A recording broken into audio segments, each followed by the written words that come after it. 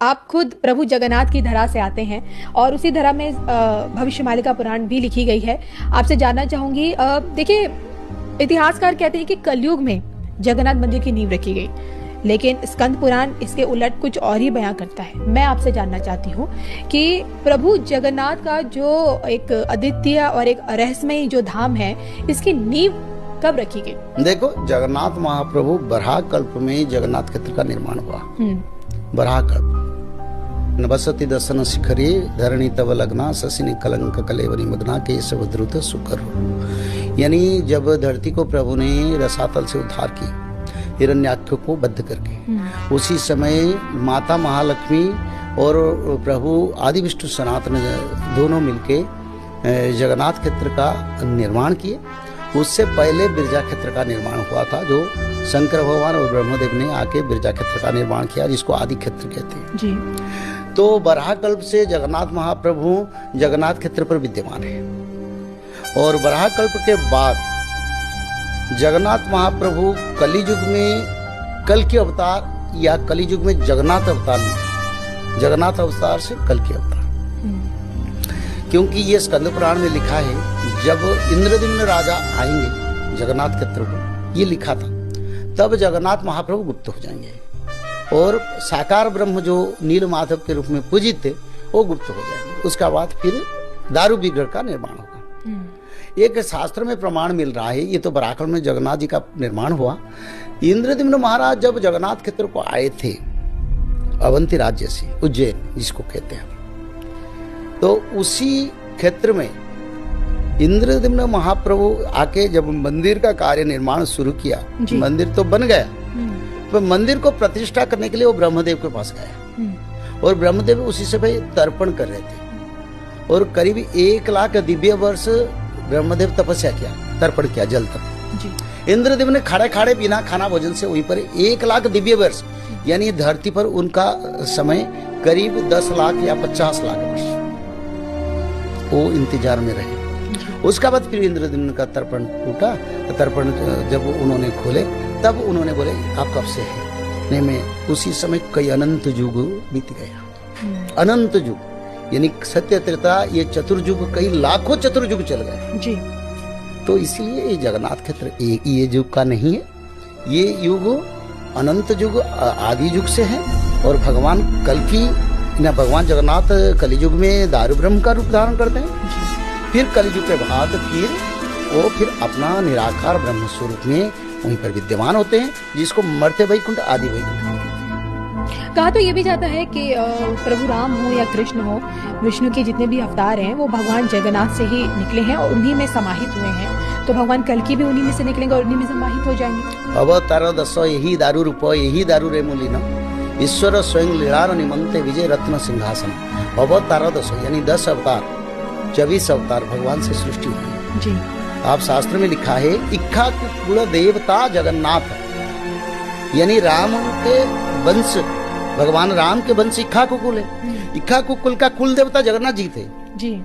जगन्नाथ जी को भगवान राम पूजा करते थे।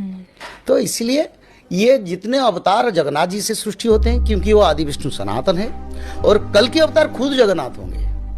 अच्छा, ये लिखा है स्वयं जगन्नाथ, बलभद्र, माता सुभद्रा, सुदर्शन महाप्रभु, ब्रह्मदेव, शंकर भगवान के अंश सभी तत्वों से कल के आएंगे। 64 कला में, 64 कला में भगवान कल के आएंगे और जगन्नाथ खुद कल के बनेंगे अंश अवतार में। लेकिन जब जगन्नाथ मंदिर से कुछ अप्रिय घटनाएं होती हैं, चाहे आप कह सकते हैं कि नील चक्र का टेढ़ा होना, ध्वज पर आग लगना, मंदिर से पत्थरों का गिरना, जो जगन्नाथ की जो रसोई है उसका क्षतिग्रस्त होना, इसके साथ जब हाल फिलहाल में जब जगन्नाथ रथ यात्रा निकली, इसी पिछले कुछ महीनों की बात है, तब जो बाहर जो उनकी यात्रा निकली थी, तो उस समय अचानक से प्रभु की प्रतिमा गिर पड़ी थी।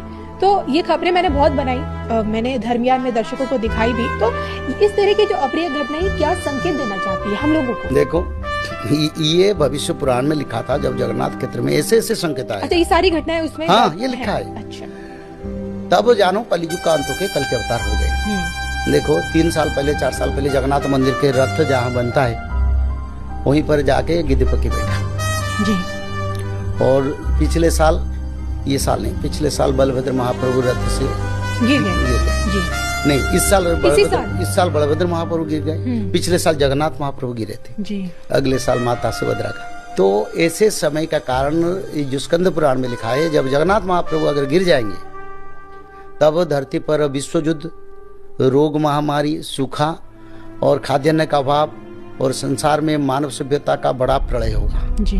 जल प्रलय, अग्नि प्रलय भी होगा, पंचभूत का प्रलय होगा। और ये आगे होने के लिए ये संकेत है और भविष्य पुराण में इसका स्पष्ट लिखा है। इनकी शुरुआत क्या भारत से ही होने वाली है?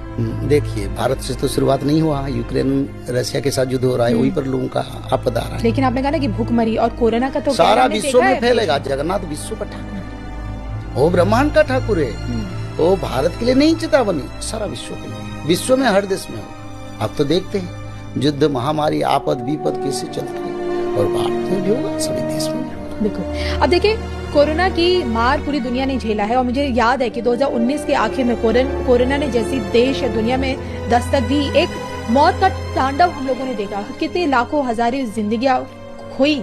लेकिन 19 से ठीक पहले ही आपने इसके संकेत दे दिए थे कि एक बहुत बड़ी महामारी का प्रकोप हम झेलेंगे, ये मानव जाति झेलेगी।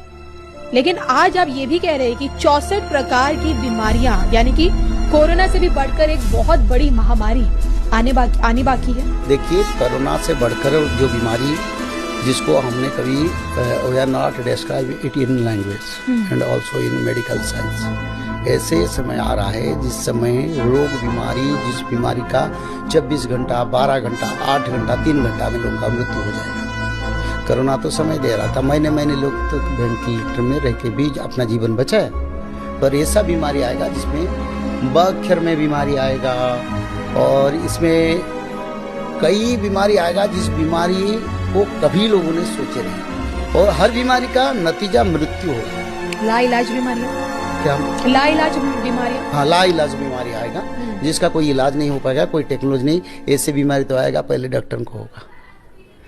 इसे अच्युतानंद ने लिखे, आगे वैद्य ठहरे प्रकाश हुई हो, यानी पहले डॉक्टर के शरीर में वो बीमारी आएगा, और वही बीमारी सभी डॉक्टर को समाप्त करेगा। इसके लिए एक अभी ट्रेंड चल रहा है सारा विश्व में। मैंने कनाडा में उसकी विचार किया था कुछ डॉक्टरों के साथ में, नहीं बताता हूँ। जो यूनाइटेड नेशन की हेल्थ डिपार्टमेंट ने इसके लिए मीटिंग बुलाया था। एक बीमारी आ रहा है अभी जो डॉक्टरों को सिर्फ हो रहा है, वो बीमारी का इलाज नहीं होता है, डॉक्टर चल जाते हैं जी। तो ये अच्युतानंद ने लिखे थे और मैंने तो कई साल से बता रहा हूँ इसको। तो इसलिए अगर डॉक्टर नहीं रहेंगे सेवा कौन करेगा? आप डरा रहे हैं महाराज जी। मैं उद्धार के लिए बता रहा हूँ। धर्म पैदा होता है अगर भय आता है, भय नहीं आएगा, यानी मन में शंका नहीं आएगा, मन में कोई दुख आपद नहीं आएगा, कौन भगवान को भजेगा? मैं नहीं डरा रहा हूँ। ये स्वकर्म सूत्राय ग्रथिताय लोका, मानव ने ऐसे कर्म किए हैं। अगर मैंने चोरी की हूँ तो जेल जाना जरूरी है। तो ऐसे जो साधु संत लोग, जो भक्त लोग, जो मानव लोग अपने जीवन में विचारधारा में जो जो कर्म किए उनका फल मिलने के समय आ गया। मैं वही बता रहा हूँ, पेड़ लगाए फल फलेगा और खाने के लिए तैयार। इसमें डराने का कहाँ बात है? समाधान क्या है? समाधान त्रिकाल संध्या, और हर घर में हर व्यक्ति को, हर बच्चों को, हर बच्ची को भागवत पढ़ने की जी। त्रिकाल संध्या क्या होती है, किस तरह से हम इसका अनुसरण कर सकते हैं? देखिए, त्रिकाल संध्या एक ब्रह्म तत्व है जी, जिसको ब्रह्मलोक में, कैलाश में, स्वर्गलोक में पालन करते हैं जी। उसी त्रिकाल संध्या पर तब प्रचार होता है हर युग में जिस समय भगवान आते हैं जी, जिस समय सत्ययुग होता है। धरती पर एक युग में त्रिकाल संध्या का बड़ा महत्व दिया जाता है, उसी युग को सत्ययुग कहते हैं। और जिस समय सत्ययुग और भगवान खुद आते हैं उससे पहले त्रिकाल संध्या का प्रचार होता है, क्योंकि भगवान को सभी मनुष्य दर्शन नहीं कर पाएंगे। जो लोग त्रिकाल संध्या भागवत जी पढ़ेंगे वो लोग दर्शन करने के लिए लायक बनेंगे। और इस समय भगवान आ रहे हैं या भगवान आ चुके हैं, और इस समय त्रिकाल संध्या जो करेंगे वो भगवान को दर्शन करेंगे, भगवान के साथ समय गुजारेंगे, राम राज्य बनेगा और वैकुंठ प्राप्ति भी करेंगे। तो इसलिए त्रिकाल संध्या के बारे में ऋग वेद में वर्णन है जी। ऋग वेद में त्रिकाल संध्या के बारे में वर्णन है, जब भगवान के अवतार या एक युग अंत के समय पर पूर्ण संत आके त्रिकाल संध्या के धारा प्रचार करेंगे और त्रिकाल संध्या के माध्यम में मानव का अवतार होगा। त्रिसंध्या या सुधर्मा महासंघ से जुड़ी अधिक जानकारी हेतु दिए गए नंबर पर संपर्क करें